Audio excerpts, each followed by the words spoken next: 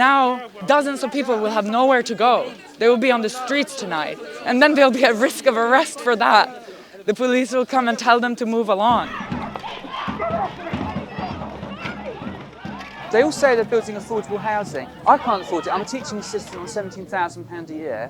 I was lucky I had a £2,000 pay rise, but I've been denied even to get a flat. I've gone to go to privately rent, and all of the landlords tell me I don't earn enough money to privately rent.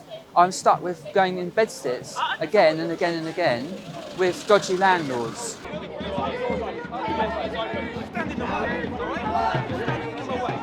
Yeah, they came into the building with riot police, smashed out our doors, smashed out the windows. So we got woken up about 8 this morning because we heard a lot of noise outside, and we saw 100 riot police outside.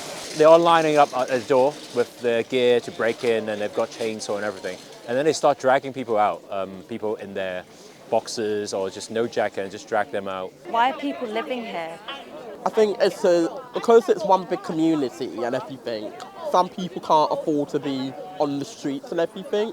Some have immigration status, migrant statuses, and some are more vulnerable than others. And so when the AWS started up, it was like in, what month? Like 2022 we started up, and it's got bigger ever since then.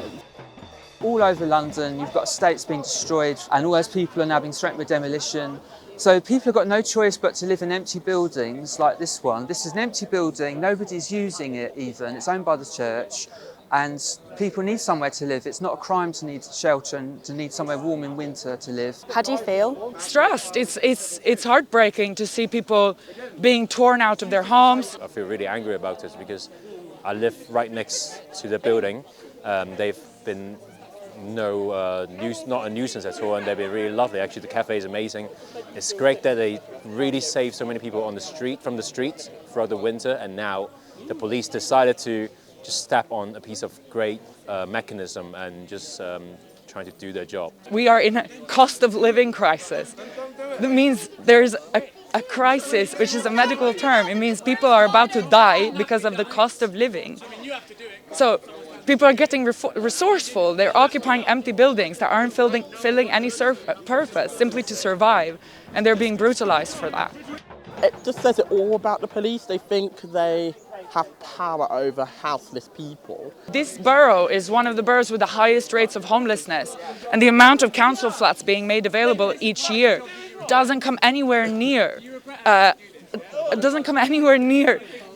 number of people that need it. All of our political parties, mainstream political parties, have voted it in cabinets, meetings in councils across the country, passed the cuts from central government to local people. They've withdrawn council housing, they're not building more council housing, they're slashing services, they're cutting youth workers, cutting social services, cutting dementia care support centres.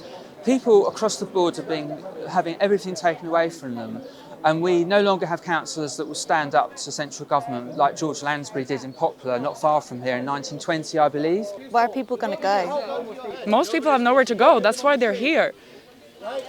This building has been housing, with no money, with no aid from anyone, housing at any given time over 35 people. But if you think of all of the people that have come through here over the winter months, that's hundreds of people. And now dozens of people will have nowhere to go. They will be on the streets tonight, and then they'll be at risk of arrest for that.